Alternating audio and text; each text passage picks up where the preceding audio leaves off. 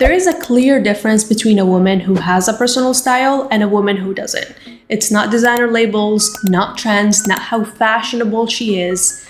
It is a distinct visual identity. A woman without a personal style tends to look mainstream, common, blended in, average, or basic. Meanwhile, a woman with a personal style tends to look intentional, memorable, different, without trying. She looks like she has a personal brand, a visual identity, a story to tell. And what I have noticed, both personally and from working with clients, is this.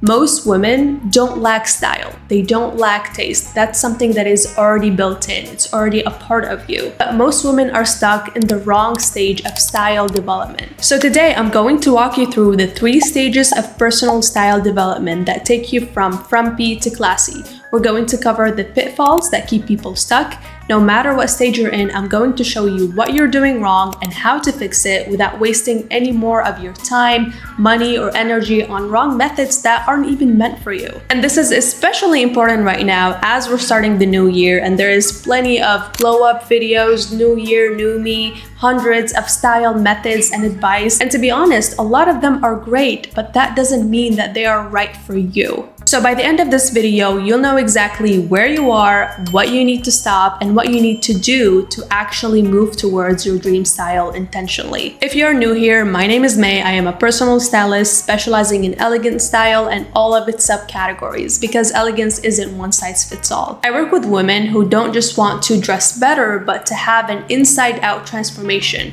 I'm actually accepting clients for 2026 makeovers. So if you're interested in a real transformation without guessing, without buying the wrong pieces, without falling back into hoodies and jeans 2 weeks later, but a real glow up that lasts, click the link below, book a consultation, and let's make it happen together. Now, let's get into the 3 stages of style development. Stage 1, style for social belonging. Clothes here are chosen to avoid standing out.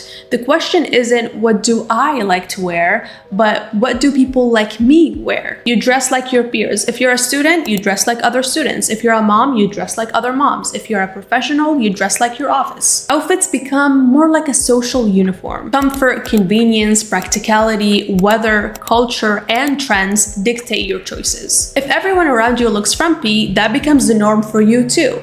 If elegance isn't modeled in your environment, it can feel unnecessary or even too much. Style feels like something that's out there. Influencers, magazines, runways. You admire it from a distance, but feel like this is for another type of person. It's not for me, not now. I'm busy, so I dress busy. I value practicality, so I dress very practically. So style here describes your circumstances rather than your essence, rather than your taste. If you're nodding along and this describes you, let me know in the comments. And I really want you to know that being in stage 1 is actually good news. Why? Because you don't have to unlearn layers of confusion of different styling techniques, different methods, different aesthetics. You don't have all of that noise cluttering your mind, and that's a big advantage. So if you follow the right steps, you can have a shortcut to stage 3. But what's really needed here, and I see this with clients, I see this with people who message me, isn't so much about what to wear, but more about how you think about style. And I'll tell you why. If you skip the mindset work around your style and try to jump to stage 2 or even try to do stage 3, you will likely have a mini glow up and then fall back into your old habits, fall back into your hoodies, your sweats, your jeans. I've seen this times and times again. So don't waste your time if you're not gonna fix the mindset aspect of it. You will end up with a cluttered closet because you'll be shopping without a strategy. Dressing will start feeling like a chore. It will require mental energy or time, and you have to think about what to wear and what goes with what. It will feel like a chore, which is what you have been avoiding all along, so you give up very quickly. So here's what you need to do if you are in stage 1. First and foremost, change your philosophy on dressing. Stop asking what do people like me wear and start asking how do I want to show up. Focus on alignment and intention rather than approval. If your vision for yourself is to be a woman who's always put together, this becomes your goal, your value. So getting dressed every day is no longer a chore, but a personal commitment for you to show up for yourself, for you to be that person who you decided to be. And you won't have thoughts like, well, that doesn't really matter. Other moms don't do this. Nobody does this. Why am I caring too much? You wouldn't have those thoughts. Those thoughts won't matter anymore because you made a decision. You have a vision for yourself. This is what I want. This is what I choose. What others do and don't do has nothing to do with me. That's why I said focus on alignment, what feels good to you, how you want to show up, not approval. Number 2, audit your wardrobe for habits, not style quite yet. We're focusing on habits now. So identify pieces that you wear merely out of habit versus pieces that actually make you feel confident. And notice the patterns. Do you default to hoodies because they're safe?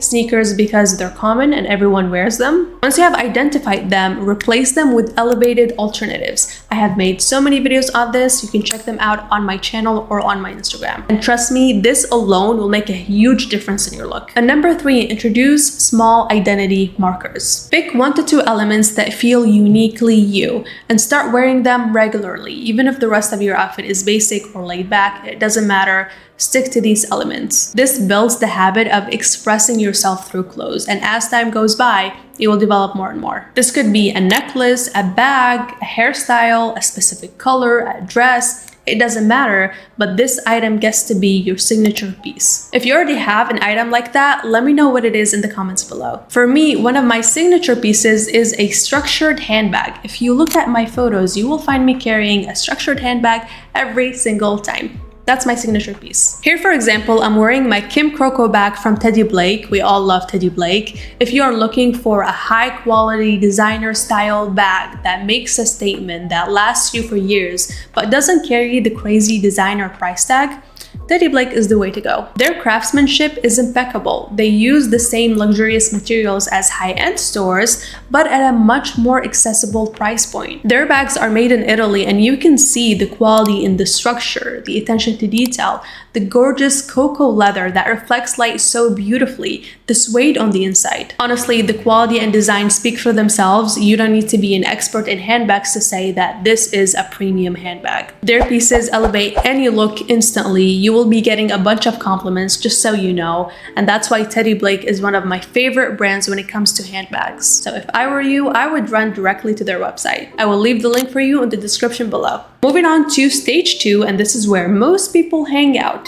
Style for aesthetics. In this stage, you start realizing that style isn't just about comfort and practicality. Aesthetics begin to matter, and for some people, for the first time. So here you start collecting inspiration, Pinterest boards, saving outfits on Instagram, following influencers whose style you like, watching fashion videos, doing these online quizzes that promise to help you define your personal style. If you're on TikTok, you probably have seen TikTok aesthetics, style essences. There's like 16 or like 20 of them. Kibi's 13 image IDs, color analysis, body shape rules, and suddenly there's just a lot to learn. Some of this information is genuinely helpful, but a lot of them can be confusing or contradicting or overwhelming, especially that a lot of them are simply personal opinions and not so much style rules. But in this stage, you become very attuned to those things, very attuned to trends, aesthetics, how to look expensive, how to dress old money, office siren, mob wife, coquette, and all of those things. There's always a new right way to dress. What ends up happening, and this is the reason why so many people are stuck in this stage, is that yes, you buy pieces according to your Pinterest board, but they don't look the same on you. Not because there's anything wrong with you, but these outfits weren't meant for your proportions, your lifestyle, your energy, your personality, so of course they're going to look off. And what most people do in this case is try again. So they would try different outfits, different pieces, but it's not about what you're choosing, it's how you're choosing and the reasoning behind it. Or you start dressing like your favorite influencer and soon realize that her outfits make sense for photo shoots, events, content days, not grocery runs, not work, not heat, not school drop-offs, not your actual routine. Here's another common trap. You start buying ideas instead of outfits. A blazer because it looks powerful, silk pants because they look luxurious, burgundy because it's trending this season, loafers because everyone says they're timeless. And all of these things look good on their own. But what happens is when you're buying things for different reasons and then trying to put them together, it doesn't work. it feels off, and that's how you end up with a cluttered closet that just doesn't work. And over time, this starts to feel like cosplaying instead of dressing. By the way, I've made a full video on the stage and the 5 specific habits that are keeping you stuck. If you feel like this is you, I highly recommend watching it next because it will be very helpful. The bottom line is, yes, you can absolutely make improvements in this stage, but your style is almost always outsourced. You're copying outfits from the internet. You're trying to dress like a specific person or an aesthetic or a system. You don't have a distinct visual identity yet. So here's a mindset shift for you. Style is not about dressing like someone else. Inspiration is totally fine. We love inspiration. But style is about taking that inspiration and translating it into outfits that work for your lifestyle, your body shape, your energy, your taste, and make it your own. Stop asking, what aesthetic is this? And start asking, where can I realistically wear this? And how often? If you cannot name 3 real-life scenarios to wear an item and 3 ways to wear an item differently, then don't buy it. Another thing that you should totally do is go through your Pinterest and Instagram saves and start analyzing the outfits that you have there. Ask yourself, what do I actually like about this? Do I like the picture, the model, rather than the outfit itself? Because trust me, very often that's the case. If you do like the outfit, what is it about the outfit? Is it the color, the cut, the flow, the combination, a specific design detail? Determine what actually caught your eye. The more specific you get, the more that you start to uncover your own taste rather than just copying somebody else's. Last month, I shared a video about my pick method and so many of you loved it, so I will link it below in case you haven't seen it. But in that video, I walk you through the steps of how to translate an inspiration to an outfit that looks and feels like you without copying the inspiration from head to toe. Now, if you really want a distinct signature style and you're really serious about this, the real work that you have to do is figure out who you are, what you stand for, what your values are, what impression are you trying to make, because this is everything. This is the real deal. If you're still figuring out who you are or how to express your personality through your style without compromising creativity or elegance, I walk you through how to do that step by step in my Signature Elegance Masterclass using a 3-step system. Step 1, essence, which is all about knowing yourself and your taste. Step 2, expression, which is all about translating your essence into your style. And step 3, execution, which is about adapting your style to your real life, environment, and daily needs. And this system allows you to create signature looks that nail the impression that you're trying to give and have a style that is sustainable, that makes sense for your lifestyle. And also how to craft your own version of elegance so you're not trapped into somebody else's category. If this sounds like what you're trying to achieve, join Signature Elegance. I will leave the link for you below. Now, moving on to stage 3 and why stage 3 feels like a whole new world. In stage 3, style is for identity expression. This is entirely different from the first 2 stages. Comfort, practicality, and aesthetics are naturally integrated, but they're not the main drivers for your style. You don't wear something because it's comfortable or it looks pretty. You wear it because it has your name written all over it.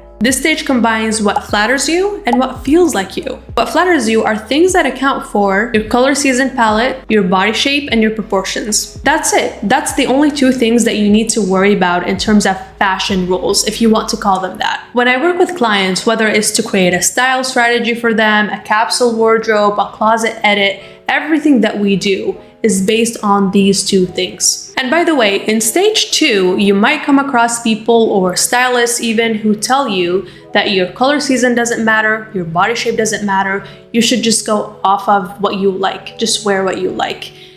And I understand where this perspective is coming from, I respect that, but I totally disagree. Here is my philosophy, and let me know in the comments what your take on this is. My goal is to make you look like the best version of yourself. Not the coolest version of yourself, not the most creative version of yourself, but the best version of yourself. We cannot achieve that without honoring your natural features, your coloring, your build. We want to work with them, not against them, so that your beauty shines through effortlessly and without trying too hard. So it's not so much of a restriction, but a framework to make you look your best. I don't see any issue with that. So that's on what flatters you. What feels like you are things like style elements that you naturally love, prints, padding, embellishments, knits, and so on. Symbolic pieces, motifs, cultural references, sentimental colors or jewelry. And lastly, impression-driven choices, which are all about positioning and creating a specific impression. Do you want to be seen as powerful, creative, classy, feminine, edgy? That's what we go off of. One of the signs that you are in stage 3 is you start getting compliments nonstop. And they're not these generic compliments like you look pretty or I love your outfit. No, these are memorable, elaborate compliments that oftentimes can even turn into a conversation. One of my clients that I worked with recently was told that she looks like a first lady and that she always looks put together. Another client went to a C-suite executive level type of meeting and got complimented not by a colleague, not by her boss, but by an executive board member. And she was like, May, this guy spent 10 minutes complimenting my outfit, how well the colors suit me. Apparently he goes shopping with his wife, so he's very familiar with styling and those things. And she was very happy about this because she really wanted to make a presence and she nailed it. And she was like, May, never in my life did I receive such a long compliment from someone. And this is why I'm telling you, when your style is driven by your personal branding, your personality, what flatters you, these things will happen quite often. Just so you know. Just so you know. If you want to get to stage 3 faster, skip the trial and error, stop buying pieces that don't work, and start building a wardrobe that expresses you, that works for your lifestyle, I am here to guide you step by step. And as I mentioned in the beginning, I'm currently accepting clients for 2026 makeovers, and spots are limited because there's only one of me. So if you're serious about this and want a real transformation and you want to bring your dream style to life, let's do this together. Book a consultation down below. I hope you found this video helpful and eye-opening. Let me know below which stage of personal style are you on and drop any questions that you have. I will see you in the next one, and until then, stay elegant.